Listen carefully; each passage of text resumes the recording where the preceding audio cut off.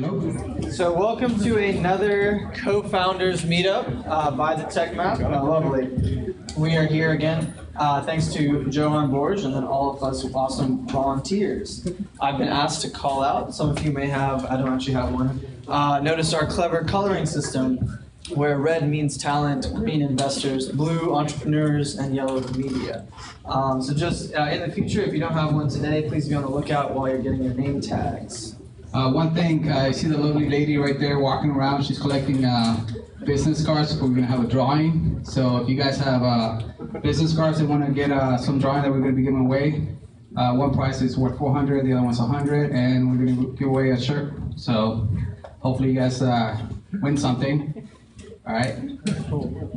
All right, just as a quick mention, we have two upcoming events. The first one is the ATX Entrepreneurs Meetup happening on Thursday, the 21st, and that'll be at the Tech Ranch. And then the next co-founder meetup will be happening on August 11th. So please be sure to sign up ahead of time, ideally on Eventbrite, as it makes it a hell of a lot easier to get you guys through the line.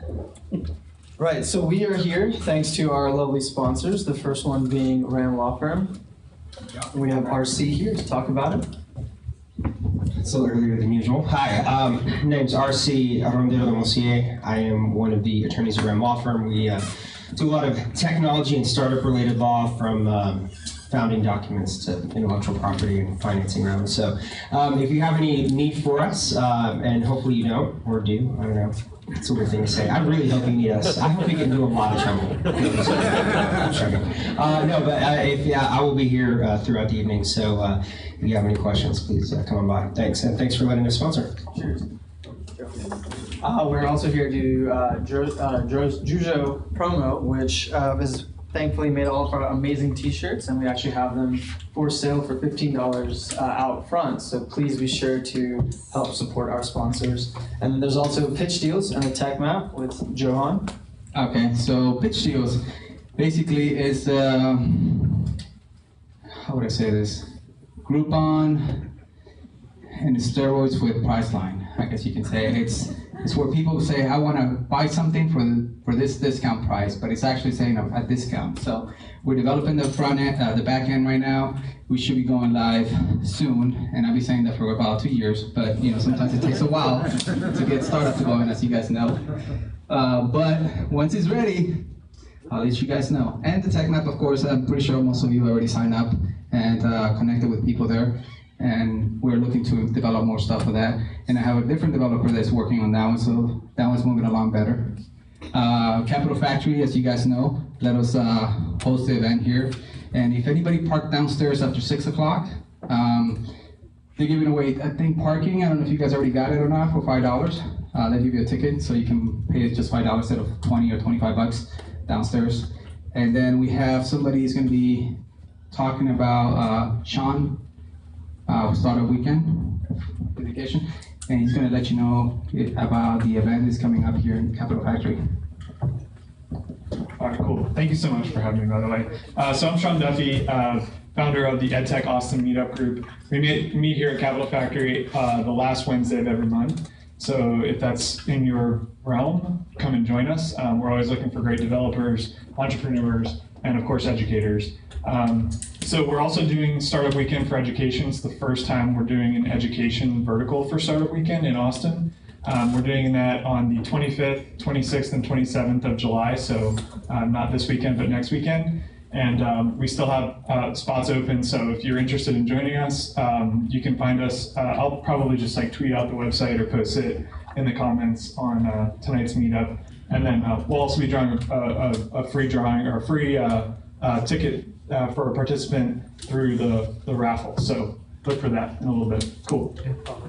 And then, as always, thank you very much to the Capital Factory. They give us the space, and they really help make this event and many other events like this possible. So thank you guys again. Okay, so the presentation format is pretty simple. Most of you guys know it. 5-minute presentations followed by a 4-minute Q&A with the audience. I'll be keeping time as usual, and all presentations will hopefully be done by 8:30 is what we're shooting for, and then we have until 9 to network here. After that, we have to ask you guys to please vacate the room. Okay, so we've got 8 companies lined up today. We can kind of introduce them as they come up one by one, shall we? Yeah, sure. So the first one will be Loophole with Ben Travis. One thing I wanted to mention about Loophole, which I think Ben's going to talk about as well, they brought a little iPad, and it's designated for this event. So if you guys take some time to fill out that information, that'd be great. To let us know feedback about how we did and how we can do better at our event here. You guys will understand a little bit more about how to fill it out after our presentation. So, my name is Dustin Maxey, and this is Ben Travis. We're the founders of Loophole. How many of you guys have seen one of these? This is a receipt soliciting your feedback that you get from Target or CVS or some type of retail store. Show of hands. Anybody seen one? Now, how many of you filled out the last one that you got? So, like one guy. Forbes magazine actually also agrees with that. 2% or less of people actually fill these things out. 80% of that 2%, so that's less than 1% total, actually complete them. And 66% of people just plain prefer to give their feedback in an unsolicited manner. So they want to just initiate that themselves. Furthermore, this is a very, very non-representative portion of your audience. It's people who are really angry at you or really, really love you. So it's not very representative at all. So we see that there's a glaring issue with how companies are approaching surveys. And actually that's where there's the loophole. So our product, Loophole, offers a solution to these issues in three main areas. Number one, it's a really simple interface. It's easy to use, it's one tap. Customers can choose to interact, they can choose to answer one question, they can choose to answer multiple questions. It automatically loads the next question for the next customer, and all the info is aggregated on the back end. So it is presented in meaningful ways to businesses so they can make relevant decisions for their customers. And what we've seen so far is that when Loophole is introduced, the response rates skyrocket. So Loophole is easy to use for not only the end user, but also for the business setting it up. You can edit questions on the back end, you display the iPad in a high traffic area, and you can see these results. And outside of this standard workflow, there's a lot of features we built into the back end. And one of those is you can slice and dice the data however you want, filter it. You can have it emailed to you in whatever cadence is appropriate for your business. And also, we've created an incentive program for businesses to incent customers to fill out these surveys by offering rewards. So this is not something that we have to convince companies that they need. There are thousands and thousands of companies who know exactly what to do with this type of data.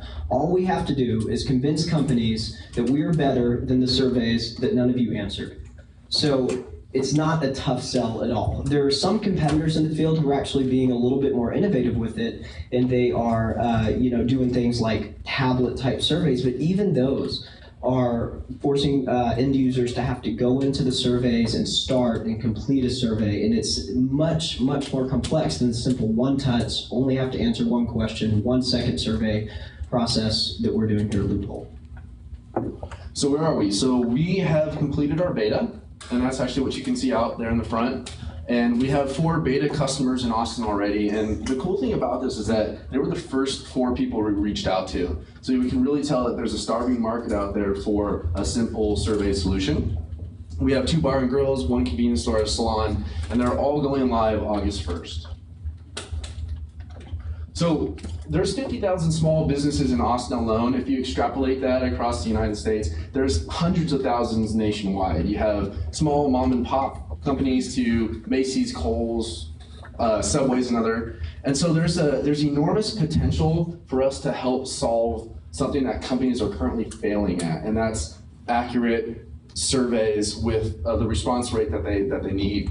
And we've also partnered with the National Retail Federation, and we're really starting to market Loophole and get the word out. So again, my name is Dustin Maxey. This has been Travis. We're very well suited in the startup and technology and corporate environment. I myself have founded several marketing consulting companies, servicing companies like Rackspace and Polycom, so large companies with sophisticated marketing. I'm a programmer myself to some degree. I programmed Loophole to where it is right now in a general startup guru. I've done several startups that are cool. And Ben is a Silicon Valley powerhouse, worked at Adobe, worked at Intuit, project management operations, so a great operations specialist, great asset to have on board. We're super excited to start this up.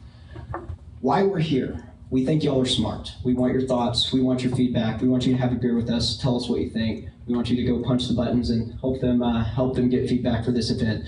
We're also looking for potential technical co-founders. A developer that is far better than me to get on board with this, really love the product like we do, and take it to the next level that I frankly cannot. Interested in talking about investment opportunities. At this point, I think we're on our way without them, but again, for the future, that's definitely something that we'd love to consider. And if you know the owner of P. Terry's or Subway or anything like that, we'll buy you a beer afterwards. We'd love to get their phone number. Again, the iPads are out there. If you're a developer, you might make fun of us because you'll notice that pesky 300 millisecond delay that we didn't get rid of in this alpha version. We're working on that, my bad. But anyway, go fill it out. Let them know what you think of this event. We'll pass the feedback along to them. And if you'd like to contact us, please come have a beer with us, chat with us. We're glad to talk. Thank you. Questions?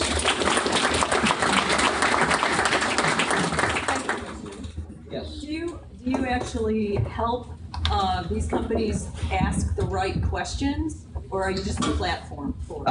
Right now, in this beta version, we're the platform, of course. In the beta version, we are so unique to a customer. If a customer wants us to help write their questions, I will go study how to write the perfect survey question, and I will write the best damn survey questions they've ever seen. But going forward, that could potentially be a service level offering that we offer or something like that.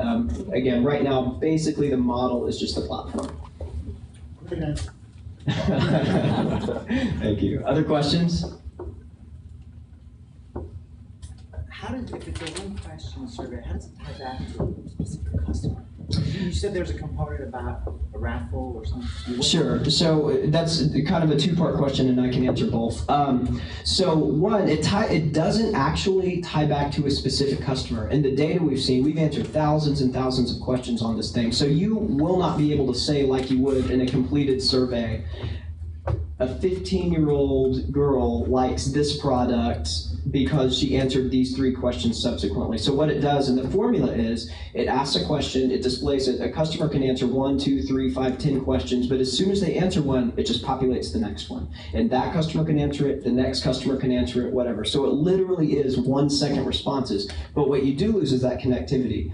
Nonetheless, you still, if you could see the back end of the product, you would see that there's all sorts of ways you can divide up the data to get really, really significant results that far outweigh that abysmal 1% response rate that you get with actually having people take surveys. Right, and then the incentive program, so a customer can choose to accept a prize while they're doing the survey, and then they enter in their email address to get the coupon automatically sent to them. So you do get data on the back end. Yeah, that does 2 things, actually. It allows the customer to collect emails, which is an entire another section, aside from just improving the business.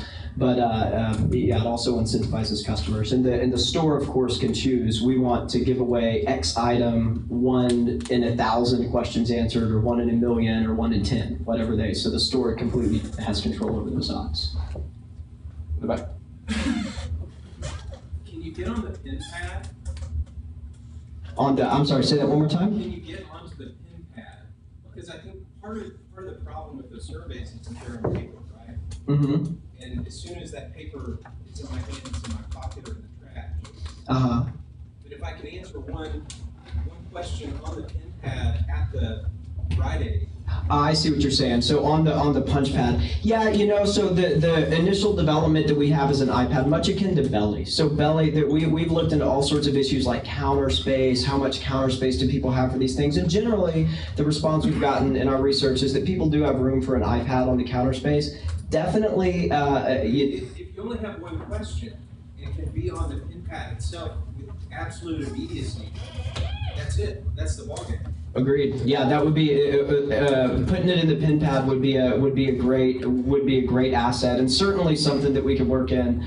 Just not at this kind of stage that we're at. We just chose to do it on the iPad, which is an easy platform. And the other thing about the iPad really is that it gives that kind of like candy look. They're big, giant buttons that people see. Granted, the pin pad, if people are forced to answer it, it's right there in front of them too. So I definitely see your point, but that's the path we chose to go for the beginning. All right, last question. Oh, Yes, I'm assuming your revenue model is a subscription service? absolutely. Okay, how do you envision that's panning out? For instance, the difference between a small business, if they have 100 or 1,000 customers versus say a Kohl's that has 10,000. How are you going to price that model? So we've not 100% finalized how we would do that for a Kohl's. There would be a unique snowflake, I think, at this point. But generally, the way that we would do it is by location. So by iPad that we give them and charge a certain price per month per iPad, and that would obviously go down per iPad the more that they have. So you have some kind of stacking for one iPad / location, it's this much. For 2 locations, it's this much. And in the back end, we have a place where you can add and manage your location. So if you've got 100 or 1,000 locations, we actually charge by the location that people are doing at a monthly price based on that. And what approximation is that? So for one iPad in one store, we're looking at about $50 a month. Like the information. You provide detailed reports and information at the back end. Yeah, so you can opt in to get email reports and things like that on a daily, weekly, or monthly basis for managers, corporate headquarters, or whatever. And then other than that, all the filtering, if they want to filter it by 8 a.m. to 5 p.m. on Monday, that's all up to them. They can run those reports on their own, but we run standard ones that they can opt to have the email. And the $50. All right, I'll cut it off there. Thank you. We'll just include the iPad. Yes. That's good enough.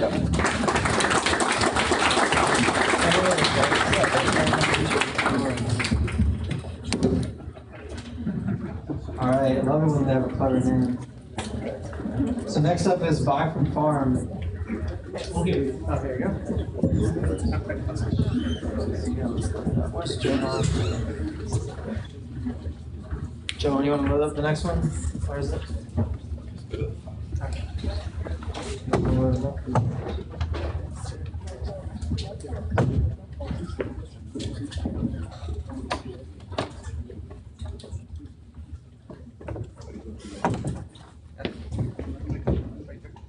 Okay. Over here.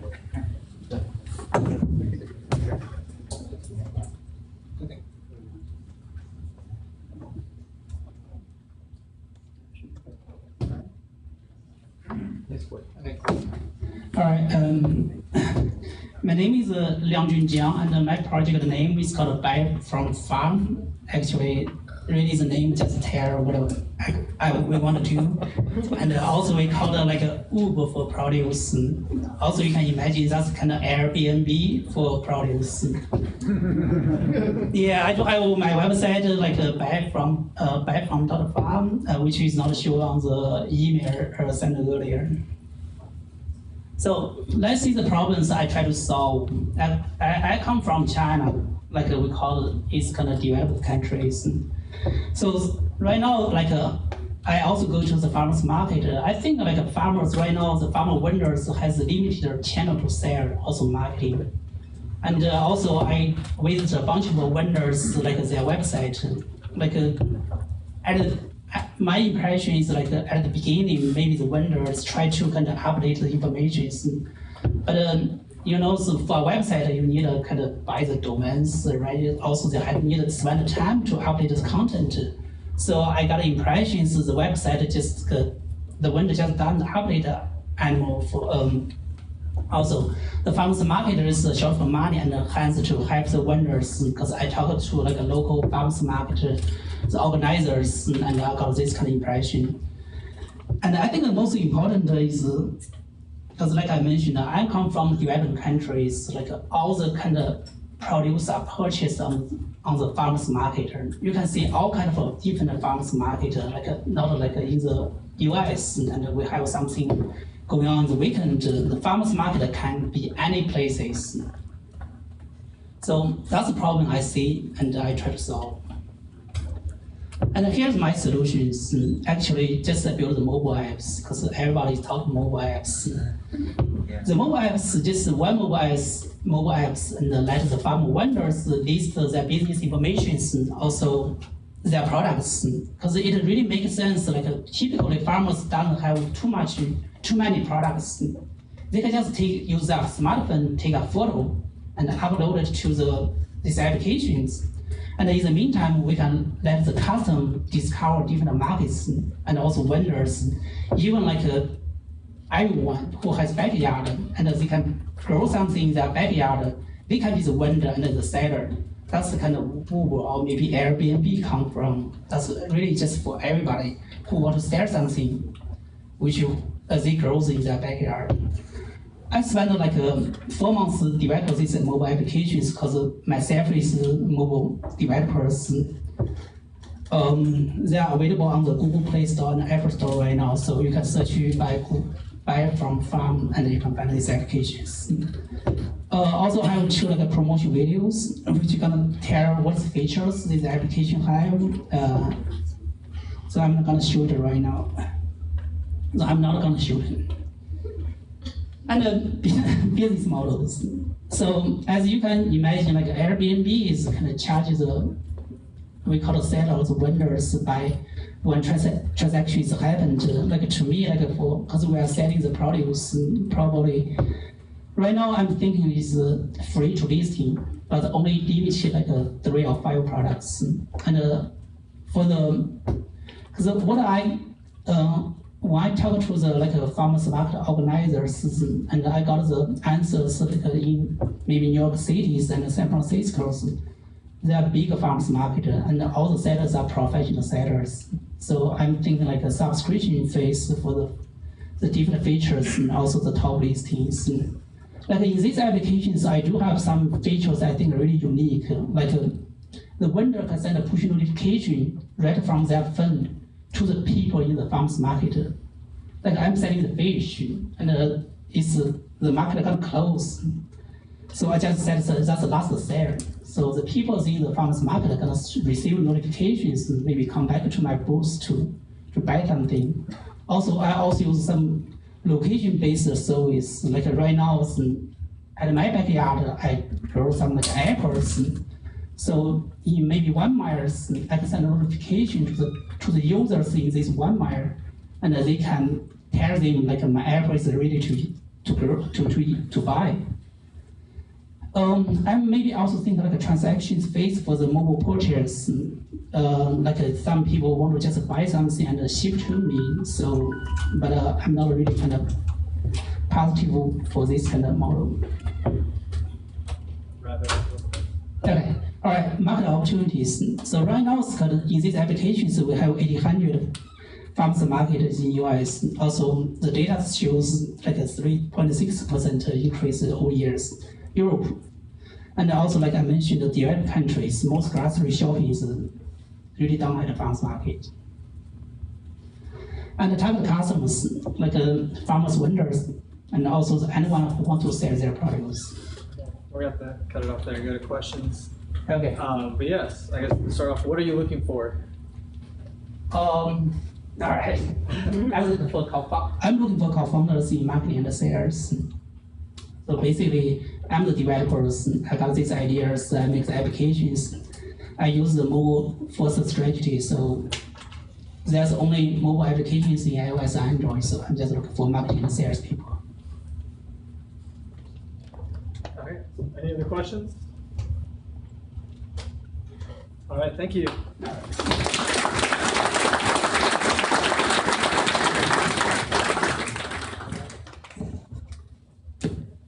Right, very cool. So next up we have Career Onward. Lovely.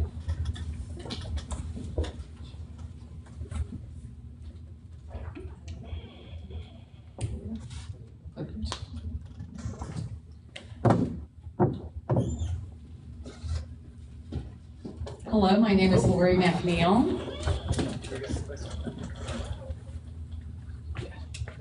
Perfect. And I'm here to talk about Career Onward, and it's a platform, a college advisory platform for college students. First off, I'd like to know, get a raise of hands of how many people have a friend, a relative, a neighbor, or a daughter or son that you know are either underemployed or unemployed? Okay, quite a few. Well, needless to say, the rates are going up, and right now, 10.9% unemployment is not terrible, but the number that concerns me is the 53% underemployment rate and the 32.5K average student debt nationally. So what happened was I actually started 2 global internship programs, one for a $500 million telecommunications company and one for a social business. And so I spent a lot of time with these students talking about career planning or the lack thereof. And what I realized was there was a really big difference between the lack of career planning and knowledge for my US students compared to my students in Asia and in Europe. And so I wanted to do some digging in terms of what the problem was and why weren't these talented people able to market and package themselves to not only get a job, but more importantly, get a better fit job in an area where they really wanted to work. So after digging through the numbers, all of a sudden it became very apparent that this is what the problem was. The problem is that in the United States, the ratio of a career staff person in a career services team, it's 2,370 students to 1. That number is actually grows exponentially for colleges over 20,000 students. That ratio is actually 5,800 to 1. So obviously it was like, okay, that's the problem. It's not that they don't have talented career people, and it's not that they're not doing a good job. It's purely that there's just not enough resources to go around. Some other shocking numbers were, in the United States, students spend only 36 minutes over 4 years with a career in a career center. Only 11% of all jobs are placed through a career center now. And finally, last year alone, the budget for career centers in the United States went down 16%. So what I wanted to do is I wanted to take a look at the market to see what the opportunities were. And on the left-hand side, there are so many free sites. In fact, you guys probably know of them. And it has great content. Daily Muse is actually one of the best. Same with LinkedIn, where students can get all kinds of information. But the problem for college students is that if they're at a place where they're just starting to build a resume, they don't want information also about how to interview, how to network, that kind of thing. They need curated content at the right place at the right time. On the other hand, we've got these really high-end services. There's Modern Guild, there's Advisors that does a great job for placing investment bankers and management consulting. There was really nothing in the middle.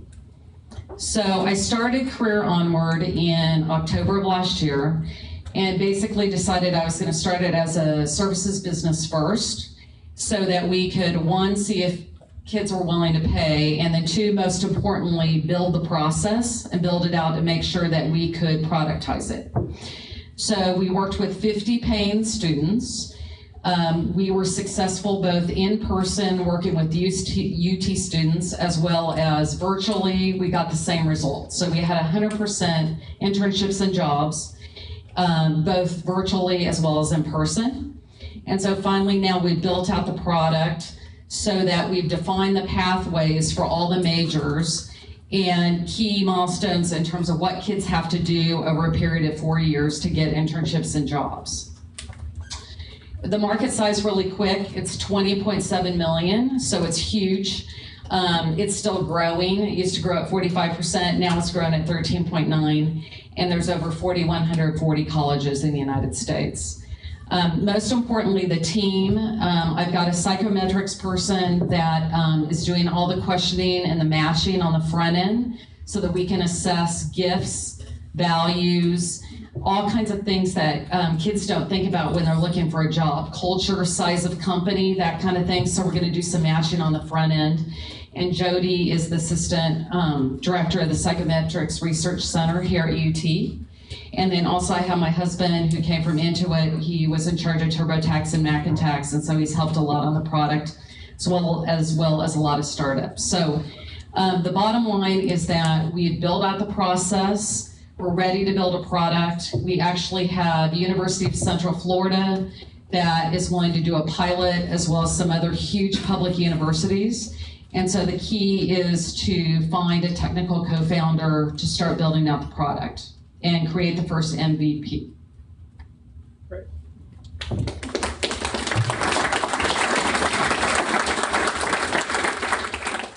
Questions?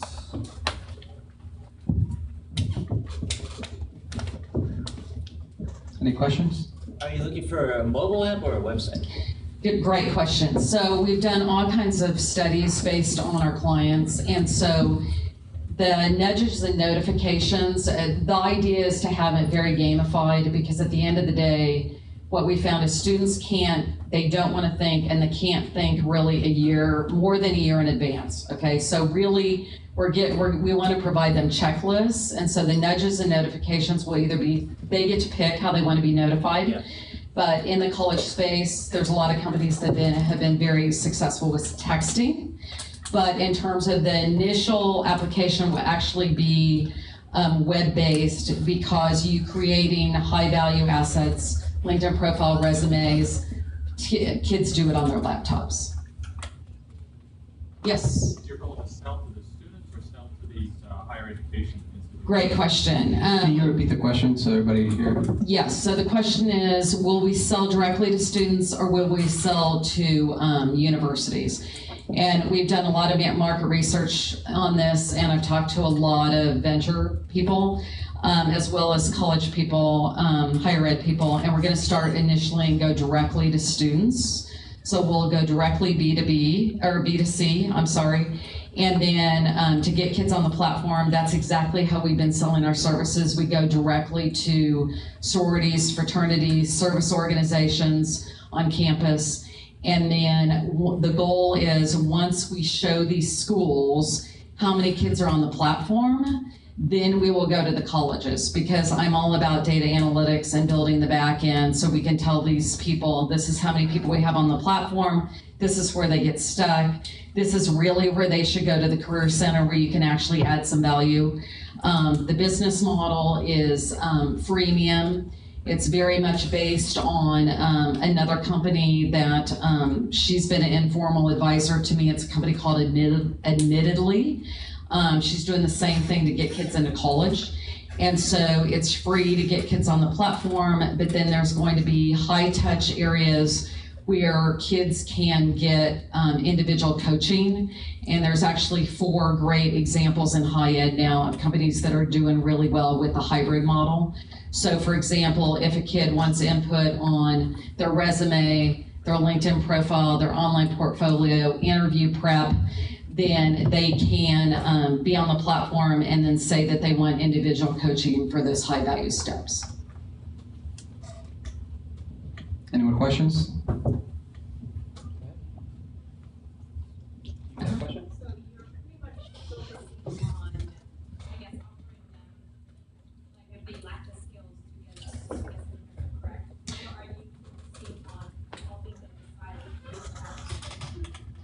Great question. So right now, I mean, when we interview all the kids, the reality, what they tell us is that they're here and the mountain is here, which is a job, and they have no idea how to get from here to climb the mountain, okay? And so they don't have any idea what that path looks like. And at the end of the day, job search is actually very vocational and predictable in a lot of ways. And so initially it's to build out, based on the different majors, we have definitely built out what those steps are, and most importantly, when they should be doing different activities. And then definitely we're adding the matching piece in terms of what different jobs, what salaries they get, what educational requirements they need. Because that's what's so tragic, is that half these kids, the #1 degree at UT awarded this year was psychology. And so I'm not bashing any psychology majors, but at the end of the day, that's, a big trap to underemployment. If you don't have a really clear path in terms of a plan B, a plan C. But also, really quick, in addition to those skills, Dan Rosenzweig, who's the CEO of Chegg, he paid out of his own pocket to do this great study on the 10 skills that every employer wants from a student. And so we're actually building those 10 skills, and that will vary based on also the major, but some things, to manage a budget, to manage a project, they don't care if the person's an engineer or a PR person, they need to be able to do that. So we're also building those into each pathway and giving kids examples in terms of where they can go get those skills for free, because we also don't want to add to the student debt. One more question, please, and we'll move on to the next presenter, if you don't mind. How much does the student pay? For the student, it's free. So that's what I'm saying, is that we're going to put the kids on the platform for free, and then they can opt to get coaching if they want it. But they at least get pathways for free. Thank you. Mm-hmm. Thank you. You guys can meet everybody afterwards and network with them. A couple of things I wanted to say. We're going to give away one raffle. So my lovely wife, Nika, is going to be going around, I guess, if anybody hasn't. Last chance. Last chance Some for. great prizes. Yeah, so anybody has business cards, just go ahead and drop them in. And we'll let somebody in the audience pick it out, if that's okay. So that way we don't say that we're picking. Just shuffle them out and get somebody. The prize we're giving away now, we're going to start from the small to the biggest, of course. And first was going to be the shirt, the lovely t-shirts, and then we have some to display worth $15. So take advantage of that, and later we're going to have some other prizes. Also, I'm sure a lot of people here that are presenting and also here in the audience are aware of that we do have seat time in the house. Do a shout out here, just get you guys in, and if you guys are looking for funding, they're the guys you guys want to talk to, and maybe there's other investors in the room as well. Just look for that green tag. Don't kill them, just say hi to them. So just get somebody to go ahead and pull out a business card, and somebody else over there? And by the way, these are awesome t-shirts. Hold on. Oh, too late. You got somebody? Okay, so sorry. Put it in, but we have more prizes. For next time. Hey, it's just missing on the shirt, man. So the winner is, this time for the shirt, is Patrick McGuinness. I'm not the winner. That's you? All right. So just talk to my lovely wife, and she'll get you a shirt. And since you already won, we can get you for the next one. But we'll ruffle through the event and other stuff, so you guys can win some more prizes. Let's see. The next one is in view.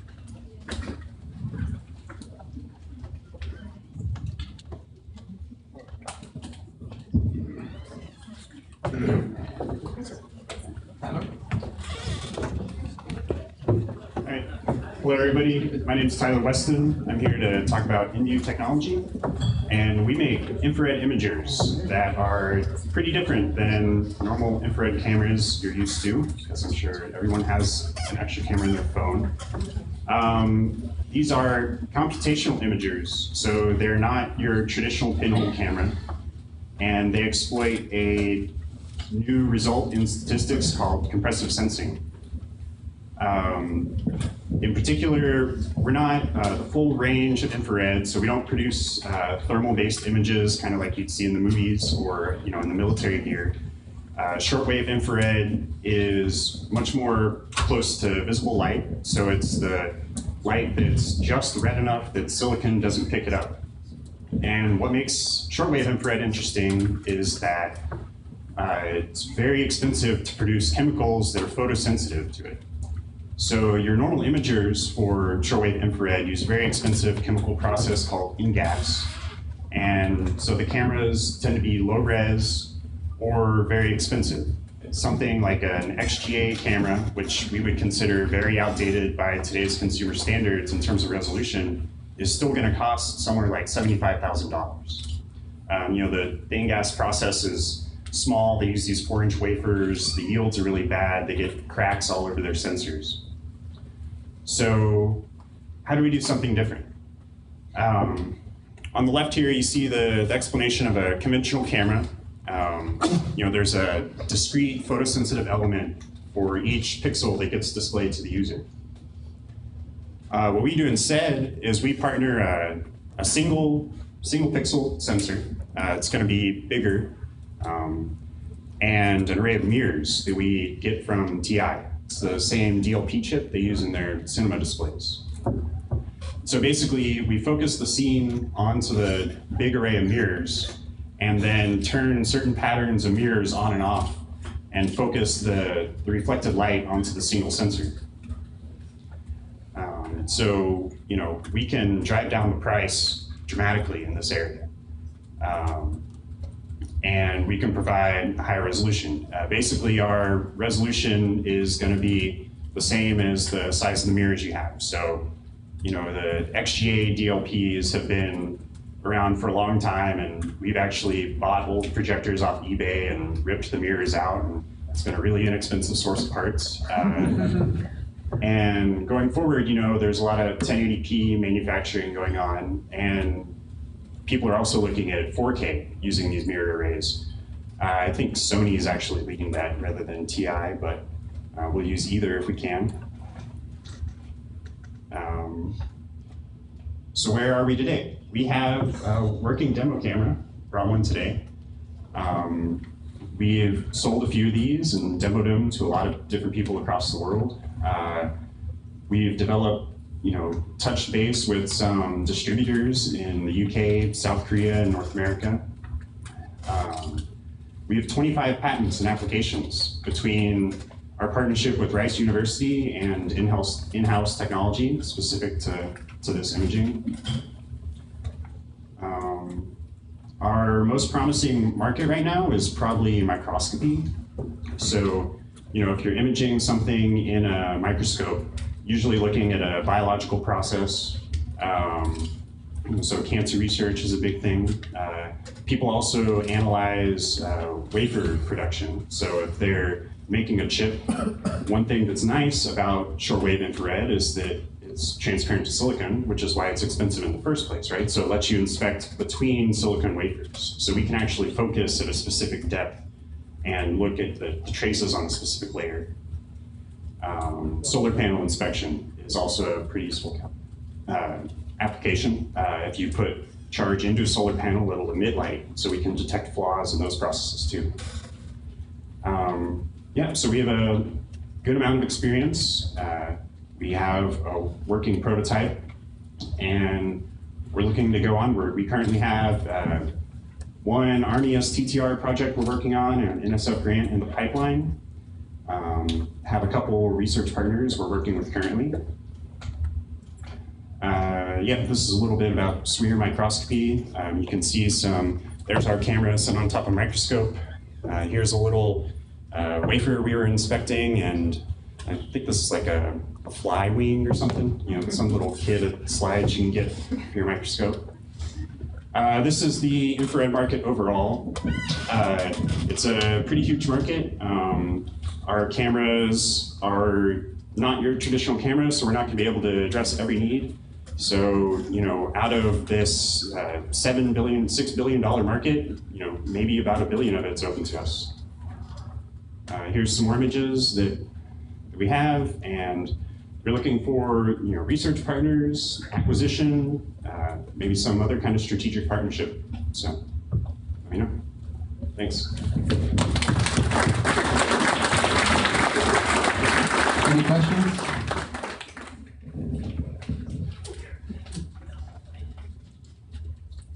Anybody has a question? Okay. Could you give me an example of maybe 3 potential customers? So I don't know the names off the top of my head, but. Well, I could. Yeah. I'm Lenore McMacken, and I'm also with the company. Right now, as Tyler said, we're looking at the microscopy market. So there's 4 major players in the microscopy market, like Nikon and Olympus, Zeiss, and Leica. And so we're currently going after that market. We're also looking at the research, sort of the research scientific market. And we have, and that includes pharmaceuticals. So we have right now a project going with Pfizer, and we're looking at being able to use our technology with the sort of the drug discovery and also cancer detection type. One thing that I should mention is that our cameras are based on computational imaging. And that computational imaging, it's a whole new theory that was just recently developed. And because it's computational, the whole platform, the camera platform, not only allows us to do imaging, but it also allows the information from high-resolution images to be extracted without having to go through all of the data. That if you have a multi-megapixel image, you have all of this data, and you have many of these images, you have a lot of data to go through, but really what you want to look for is that one cell that you want to seek. And so we, in the computations that go for, that we use for doing imaging, you can also do for information extraction. And that's one thing that I would really love to talk to someone here about, is how we can use our computational know-how to be able to extract information from large sets of data. Not necessarily images, but just large sets of data. It's a very, very interesting and widely applicable technique, this compressive sensing. Do you have any examples of it being used, like videos or anything they could show? Oh yeah, we actually have the camera set up here, so I'm hoping that we're going to be able to take some pictures outside, and also maybe if someone's willing to face the camera, we can take your picture too in shortwave infrared. I think the back was first. I think there was a slide, like you all have received some funding. How much funding and how long has the company been ongoing? The company was founded in 2009, and we've been in Austin this whole time. We've received about $6 million in funding, and with that money, we have developed this camera that we're actually demonstrating tonight. And the key to this camera is because it's computationally oriented, it doesn't have the frame rate that you would expect of a video camera. So it's actually a still camera. Every few seconds we can get a snapshot. And when one of the things that we're looking for in a strategic partner, in an investor, is we have an engineering plan for developing a video camera, for being able to speed up our camera enough so that we can actually take videos with this. And so we would be very interested in someone helping us out with that and partnering with us. And the detection problem is actually interesting because we can do it much faster than a normal imager. If you're looking for, say, those stripes on the road to make sure you're still in the center of the lane, we can do that at like 4K instead of like 30 frames a second. So. One more question, please. Yes, I could see this as a scientific, application, but do you see it being a product for the consumer side in the future? It's not very consumer-oriented. People aren't necessarily that interested in shortwave infrared light. I would like to have a caveat to that. Although you probably won't see this type of technology in your cell phone anytime soon, for surveillance applications or for security applications, it's perfect because it's kind of got it's a happy medium between visible light, which you don't have at night, and thermal imaging, which will work at night. And so being able to get that video rate with our camera would allow us, it would open up that surveillance market to us where people could use this in their backyards, they could use it in their homes, could use it at airports, you could use it as border security. So that's, even though it's really not the consumer type camera, those types of really large market applications I think are within our reach. Thank you, everybody. All right. And we did bring the thing, the camera, so definitely come and check them out. And Can we actually get it up there? Can we? I don't know, I've never seen that thing. Next is Protos, and that's going to be a Pepsi. Andrea?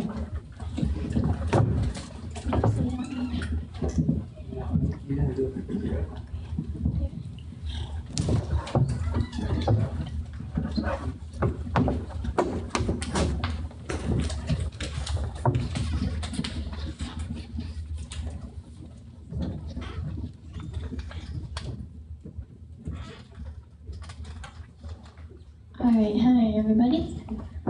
My first request from you guys, I have two parents who came a long way to their mobile challenge, and I'm wondering if anyone might be willing to help them find a seat so they can sit down. They're in the back there, the green shirt. You got it? Okay. Thank you everybody.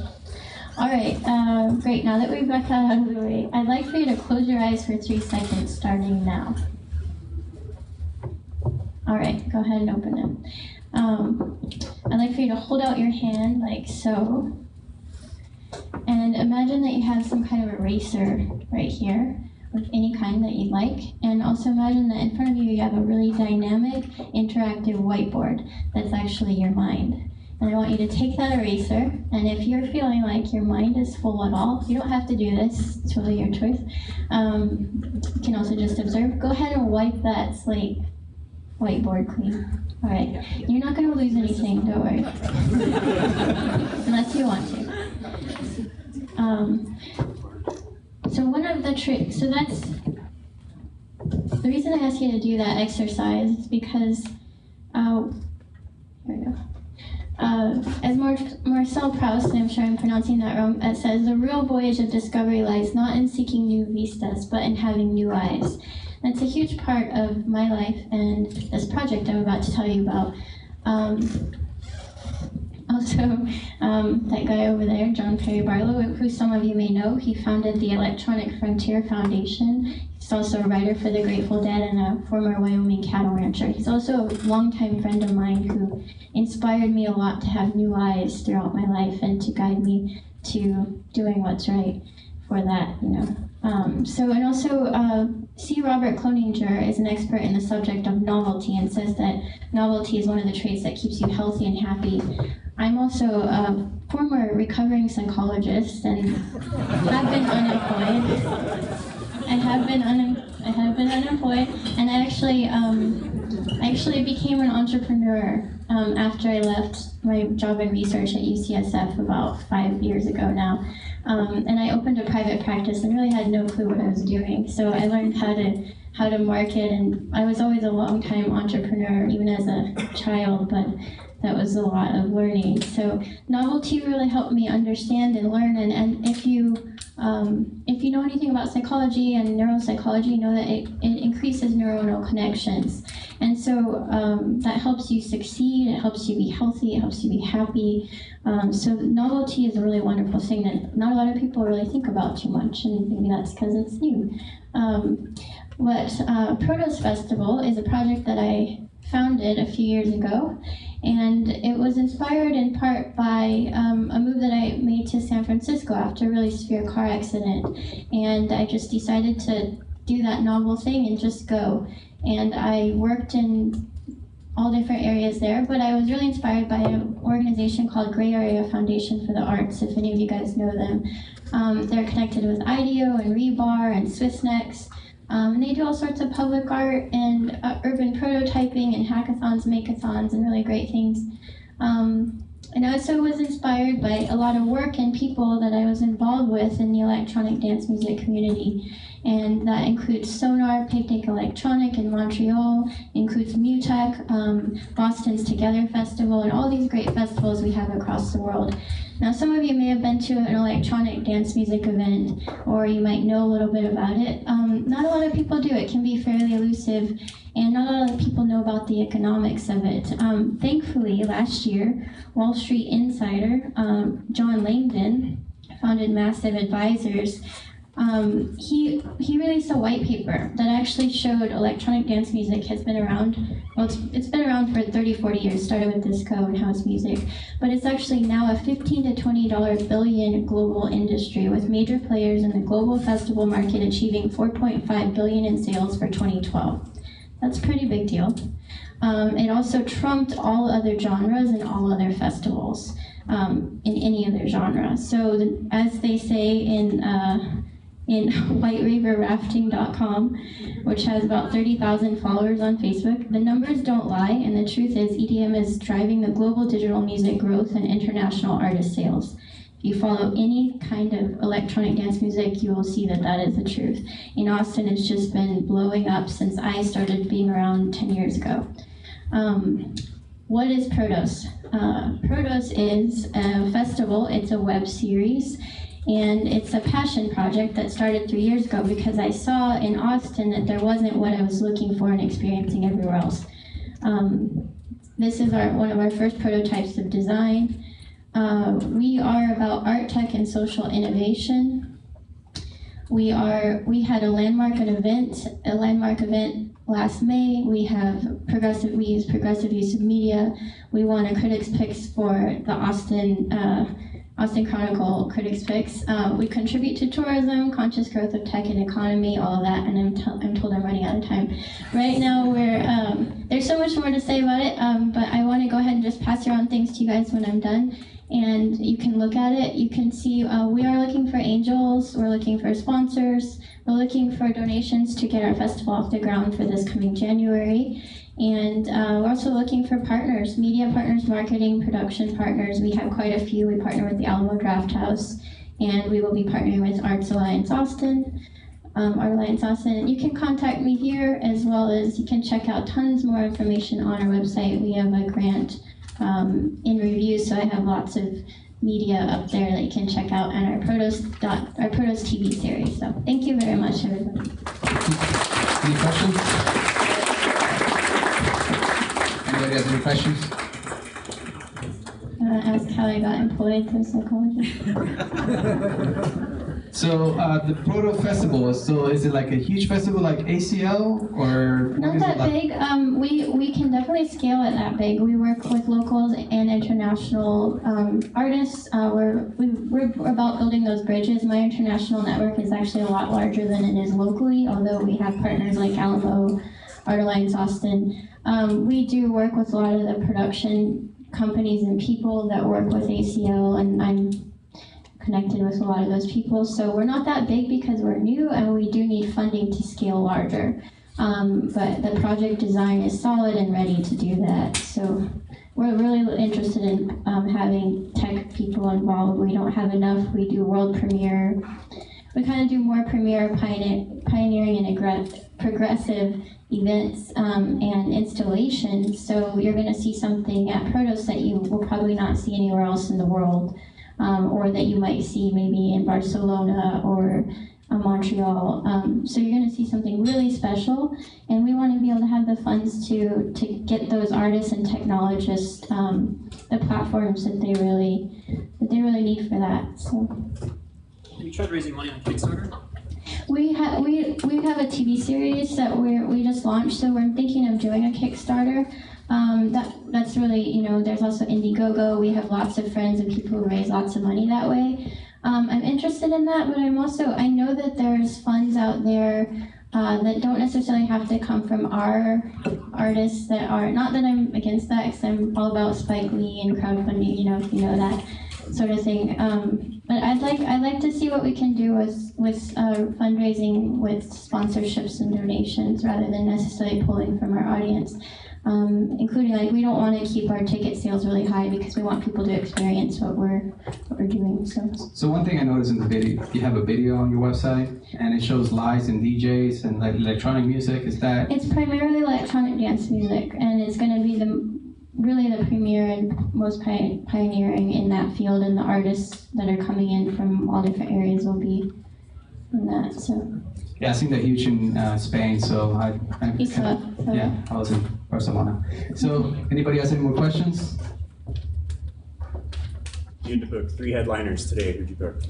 Oh, I would book Rasmus and I, and from New York. They have a really cool project called Dub Fiction. It's a transmedia graphic novel that will also be performed. I would book. There's some really cool artists coming out doing things on Triangle Records, and that's a new one. There's an artist out of Australia called Fizz, F-I-S, and he's got amazing, real dark, deep, kind of between drum and bass and dubstep, but it's real beautiful and very refined production. So I could probably name like 10 or 20. Anybody else? Back there? One more, please.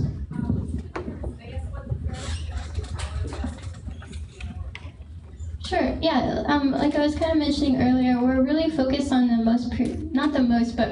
really choosing premier, pioneering, and progressive artists and art installations, as well as any interactive exhibit that we do.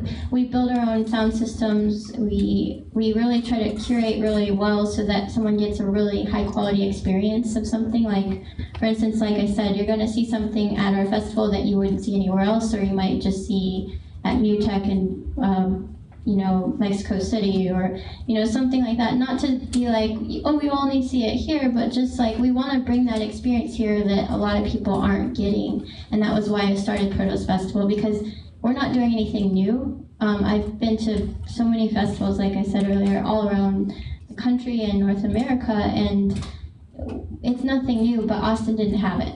So we want to bring that really international experience and that really high quality, high tech, emerging art tech experience to people. So thank you. Appreciate it. You guys will have time to talk during the all sitting in this area, the presenters. We're gonna give away one more thing, and I'm gonna have Sean draw the card out, since he's gonna be giving away the startup weekend educational. Yeah.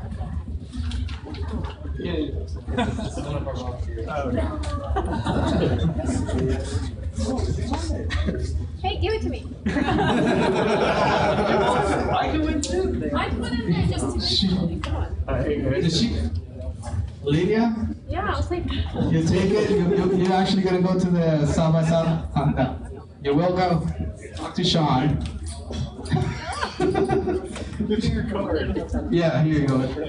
So Lydia won the ticket to the startup weekend at Capital Factory. That's a $100 value. And we'll have another one. The KickerCon is worth $400, but this is in Houston, and it's a conference for 3 days. So we're gonna give that one at the end. And we have the next presenter coming up. Let's see. And that will be Luminite? Yeah. Luminite? Yeah. Am I saying that right? Yeah, that's right. Yeah, that's right. Thanks.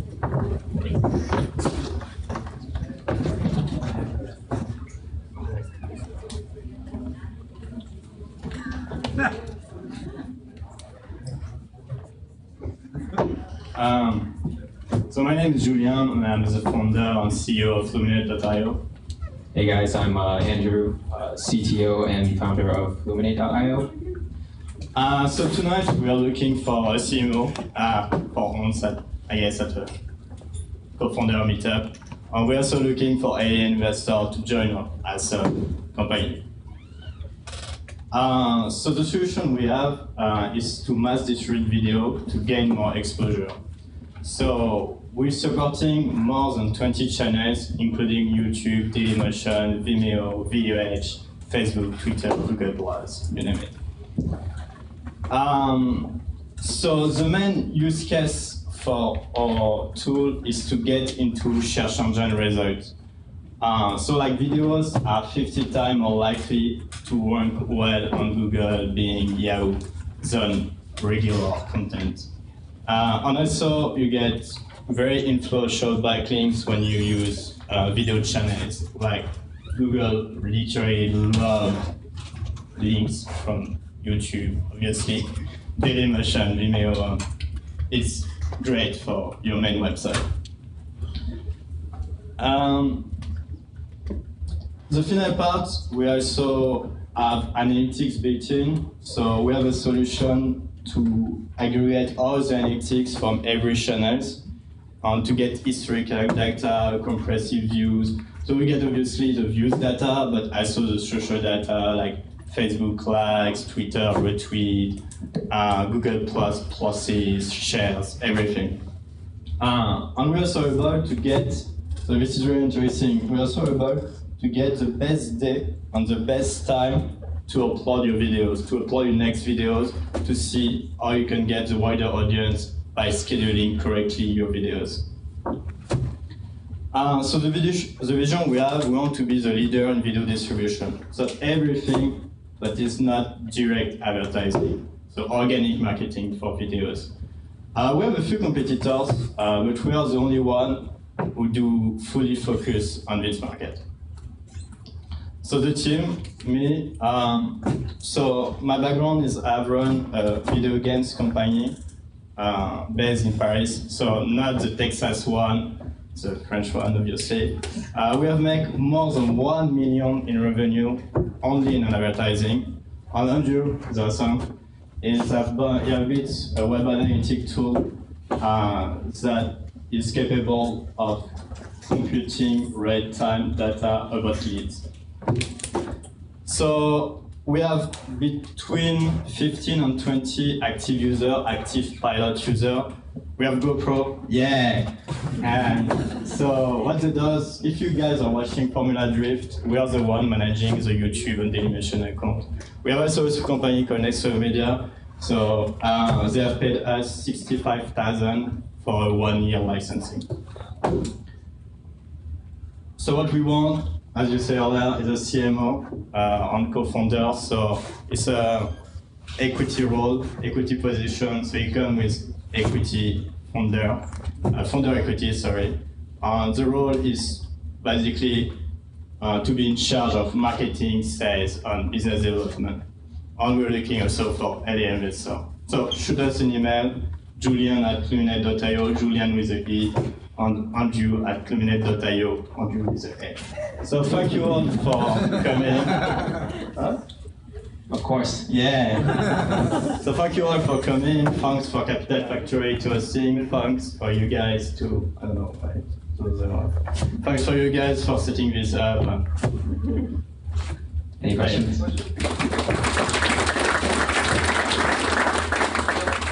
I actually used you guys to know the video.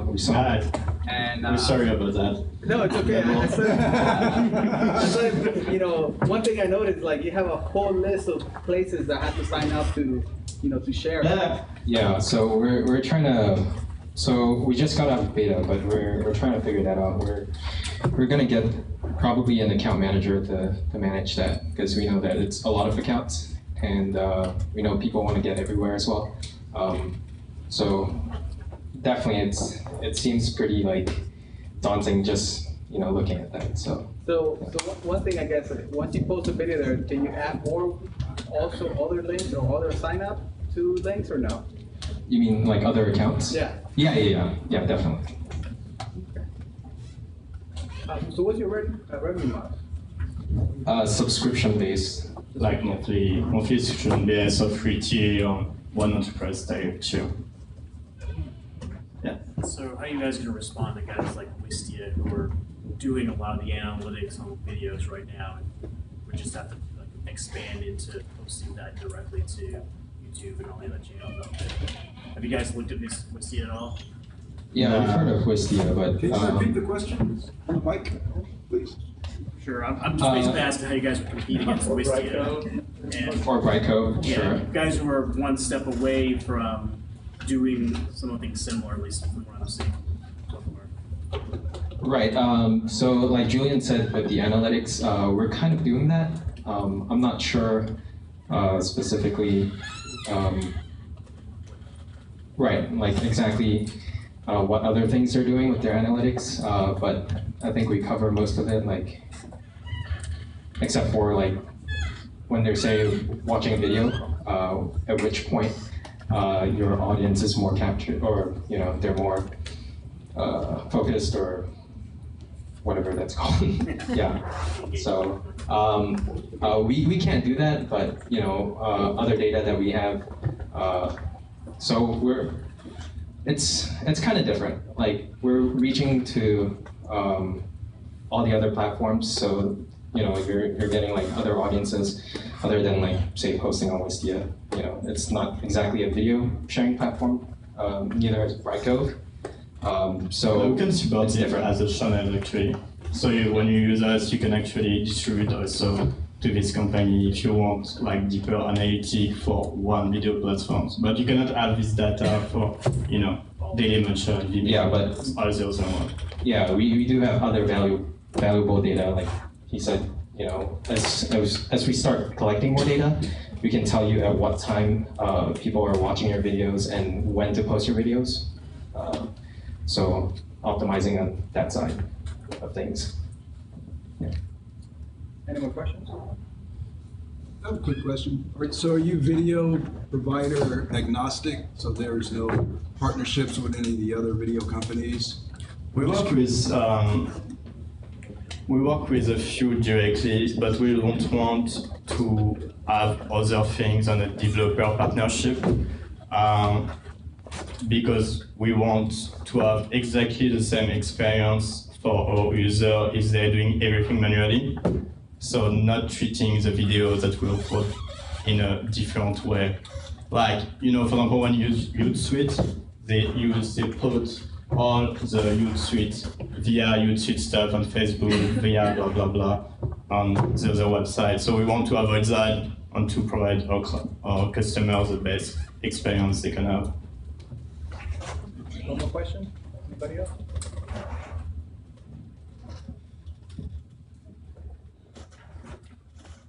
That's it? All right. Thank you. There you go.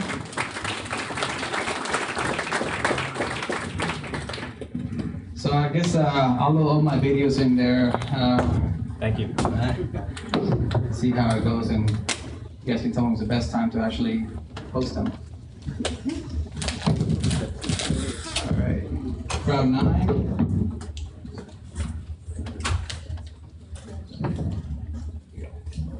Really quick. Okay, great. My name is Jonathan Salser. I am the creator and owner of OnCrowd9. What is OnCrowd9? OnCrowd9 is another dating site. Great, all of you are thinking, this is exactly what the world needs, another dating site. But wait, I'll explain. OnCrowd9 is a bit more. OnCrowd9 is a marketplace for matchmakers. Online dating is, these are the numbers I was able to find. I'd be shocked if they weren't much higher than this. Online dating right now is a $2 billion industry. It's a high turnover industry. A lot of people will use multiple dating sites. They'll use one, they'll get frustrated, they'll quit, and they'll use another because they're just not great. You end up having to do a lot of the work yourself. And I'm sure if any of you have used them and aren't fortunate enough to be in the top 10% of either gender pool, you'll know that they're very frustrating because there's just so much wasted time. Offline matchmaking is a $400 million industry. There's matchmakers literally everywhere. In every big city, you'll find at least 2 or 3. But there has not yet been a solution to bring offline matchmaking online. I like to say that OnCrowd9 is kind of the Uber for matchmaking. And this is some of the things I was, just saying a minute ago. With OnCrowd9, there are no algorithms, there are no gimmicks. It's literally you post up what we call a reward, and then whoever ends up making a match that you accept gets paid that reward. There's also a charitable component. If no matchmakers are successful, the money that you've posted gets donated to a charity of your choice. Okay, that's the solution we've got there. The ask, looking for business developers, sales, marketing guru, looking for early investors. We just recently launched, looking for feedback and questions. We actually have one of our early adopters here. If you want to stand up and wave, if you can match back with his his perfect partner, you will get paid about $8,000. We'll get to the what's it called? The profit model here in a second. Okay, that's all I got. Any questions? What's the profit? That's a great question. Okay, so there's a 5% posting fee that the user will pay up front. That's partially to pay transaction fees, also part of the profit model. We take another about 20% off the bottom on the payout to the matchmaker or to the charity. There's also a potential profit model in all of the money that is sitting in escrow. Any other questions? Good. What's considered a successful match? That's a great question. So the way it's set up right now is when you're creating your account, you get to choose an opt-out period. Once you've been made an introduction, you have within that opt-out period to say, no thank you, I'd like to pursue other matches, otherwise it's considered a success and the matchmaker is paid. Got a question back there. Sorry? Oh, sorry, go ahead. Yeah, no worries. So I see a lot of businesses like this that have kind of two types of people they're marketing to. One, matchmakers and people looking for matches. One, how many of each do you have, and is either one of those tougher for you to get, or? Matchmakers are much easier to get, I will say that. We have about, I think, $20,000 in open rewards right now. And about half of that being our early adopter. So how many actual people do you have who are looking to get matches made on them? I think the number right now is about 40. Okay, cool. Yeah. And it is a, oh, sorry, go ahead. I was going to say, it is a pay what you want model. So it's, what you'll find with a lot of the traditional offline matchmakers is that they'll have fees and you'll get a 6-month contract with them. It'll be 6 introductions, and that's it. That's all you get. There's no promises, and they charge for that anywhere from $3,500 to, in New York, it goes up to $50,000. One more question. Yes. Is it honor system if they move forward, but yet they tell you they moved out? They opted out? Well, think about it this way. If you're a matchmaker and you're introducing someone to your friend, and then that person, opts out and continues to see your friend or your coworker, your colleague, wherever, you're going to tell them, right? They're going to know. So, yeah, you could opt out and then continue seeing that person, but that probably wouldn't be great for you. Anything else? You don't get the money back. So you don't get the money back, right? So there's no way to, yeah. One more. I'm a little confused. Is there an element of anonymity? Like if I were to say, oh yeah, my friend, this person, and that person, they should be together, but I don't want them to know that I recommended them? No, they'll have to know that you recommended them. There is another element of anonymity though, in that as a member signing up, you can choose to have an anonymous profile and reveal yourself only to matchmakers that you want. Thank you. That was great. All right, we're gonna have the last ticket. So make sure if you do win, please get with me. I'll get you information about it. But it's in Houston, so just make sure you can make it to the event. You want to go ahead and get somebody to pull out their card? I promise I don't have my business card. Yes. I don't have time to lecture. So this is for the Kicker Town $400 value. No, this is for $400 value. That's what I just said. Yeah, okay. I didn't hear $100. This is the marriage situation. You say something. Okay, and the winner is Raj Mehta. Raj, maybe I'm pronouncing it right, but R-A-J. Right? Raj? R-A-J? If he's not here, we might have to do another one. Yeah. So he's not here, so okay. Still might get lucky. So somebody else.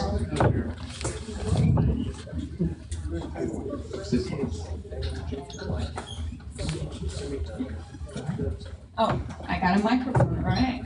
That's a step up. And the winner is Ashton Brown.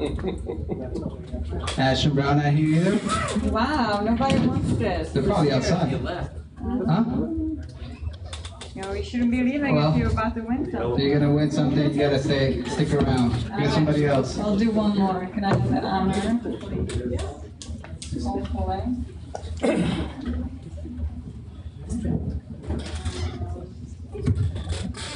Tracy Set. Tracy. All right, there we Okay, go. congrats, Tracy. So we got your information here. Is this all correct? Yes. Okay. Get with me later, and I will get you information about attendings in Houston. Okay. All right. Congrats, guys. And last presenter is Deadeye, and do not scare with a gun. It's just it's a demo. Okay. If you weren't here earlier, this is a dummy gun.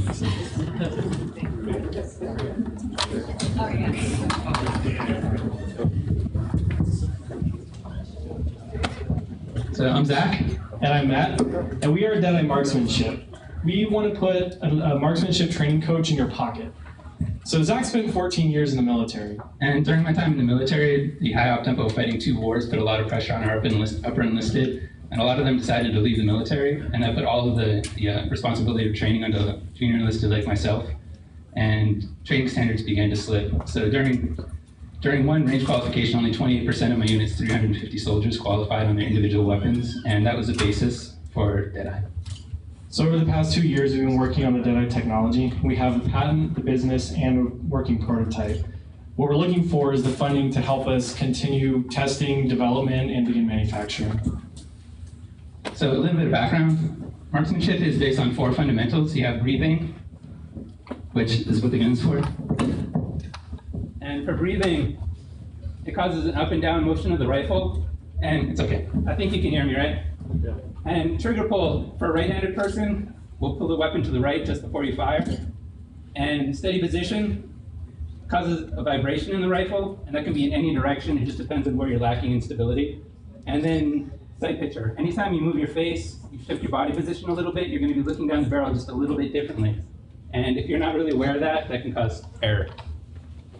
So traditionally, these fundamentals are observed by coaches in a subjective way. What Deadeye does is it quantifies your marksmanship error and provides it to your mobile device in real time. What you see as the user is individual shot feedback. You can scroll to see historical view of previous shots, and then you see a detailed instruction via text and video about how to explicitly correct your error. And so Deadeye is made up of 3 main components. You have the accelerometer, a gyroscope, and a Bluetooth module. The accelerometer lets us measure the up and down, left and right motion of the rifle. The gyroscope lets us compensate for any rotation of the barrel, and the Bluetooth lets us send all that data to your mobile device. So our main competitors in this industry are primarily electronic range simulators. This has been the standard in the marksmanship training industry for the past 20 years. And in that 20-year period, there's been little, if any, innovation in the technology. Typically, these systems can range anywhere from 500 to 1 million or more for commercial government use. They work only in dry fire. There's a lot of hardware and software to set up. The feedback requires interpretation by a professional, so it's not user-friendly. And they're compatible with only a select few number of weapons and dummy weapons.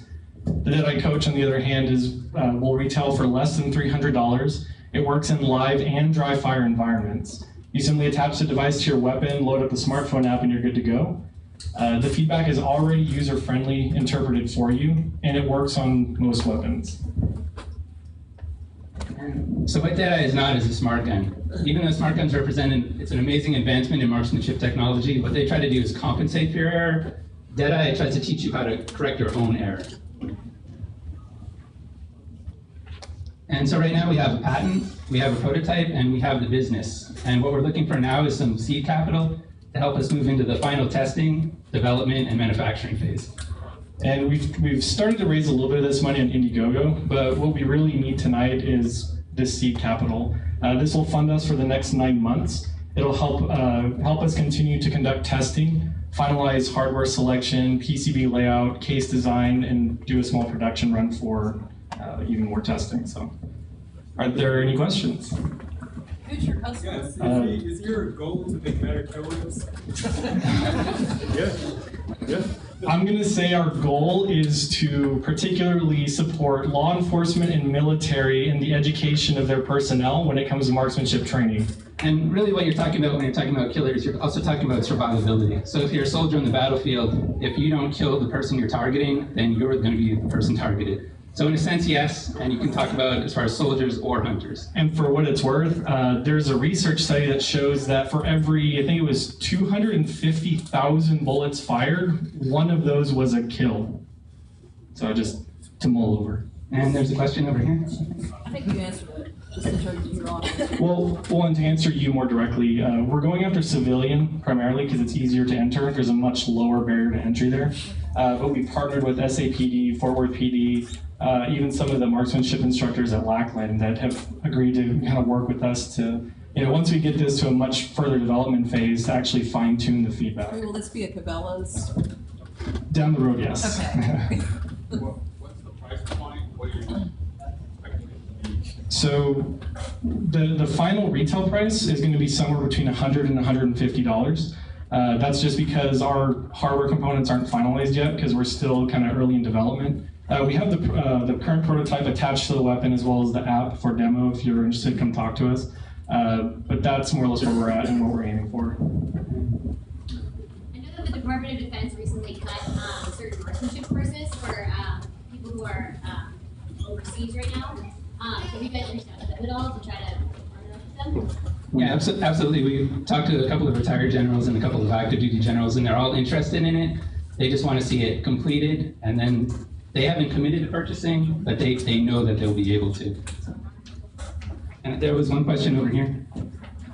Yeah, I was curious, does this work on handguns and rifles, or is it only for rifles? So right now we're focusing on rifles because that's what Zach and his experience know best. Okay. But we can very easily adapt it to handguns, shotguns, and even bows, crossbows down the road. The technical hurdle is the analysis on the back end, but that's something that can be adjusted. Yeah, and just to expand on it a little bit, with a rifle, you're only looking at up and down, left and right motion. For a handgun, a lot of it is the drawing, so you're talking about a lot of rotational motion. So we'll have to adapt our algorithms to that, and it'll be easier once we've kind of perfected the rifle. Sarah, I think you're next. Yeah, what happens to accuracy once the device is removed from the barrel? Well, the device itself is only monitoring your movement as you shoot. There's no laser involved. Does it change the weight and the... Right now, the prototype weighs approximately 2.5 ounces. Final form factor will be less than an ounce. It'll look closer to the small tactical flashlight laser combos. So technically, yes, it adds to the weight of the rifle or the weapon, but since it's already heavy enough, it's marginal in our opinion. Yeah, I know it doesn't sound intuitive, but this is the kind of thing the Air Force research really funds quite often. Have you guys talked to those guys? So we've been digging into some of the grants. Speaking to somebody directly in the Air Force has been a challenge in and of itself. I guess just because of our limited networks. But we have looked at some of the research grants, and we're in the process of applying for some. But that's about as far as we've gotten on that front. They're actually pretty aggressive. I mean, they even show up out at the game developer conferences, to see what the latest technology is. These guys are really aggressive about looking for things like this. Yeah, absolutely. I think we just missed the last funding cycle for the grants, and we'll be looking at the next one. But if you know of any open grants, definitely talk to us afterwards. It's been a while since they approached me, so I don't know if I have the time. Just talk to us afterwards anyway. And we have time for one more question? Or not? Are there any plans to introduce like absolute error rather than just relative, like just before the trigger? Yeah, absolutely. Like we're focusing on giving you easy feedback. So if you don't know a lot about rifles, it will tell you exactly what you're doing wrong. Your breathing or your trigger squeeze, you need to be pulling back straight, and it'll provide you with a video. But it will also give you some of the raw data. If you really know what you're talking about and you wanted to see exactly what you're doing, it will give you the raw absolute values so you can analyze it yourself. That's great. I think that's it. Thank you. Yeah. So you guys should get together and you guys do the infrared with a gun and you guys can. Last but not last, guys. Just want to remind you guys to come August 11th for the next event. We're here till 9:30ish. we'll start probably pushing you guys out that way. I don't know if you guys know this, but bathrooms are back there. There may be some drinks out there. But at this time, it's just time to network. Hopefully to see you guys, invite more people next time. And if anybody wants to present, just email us. We're looking for more presenters, more investors to come and check out the presentations. Just come out and let us know how we can get better. Thank you guys.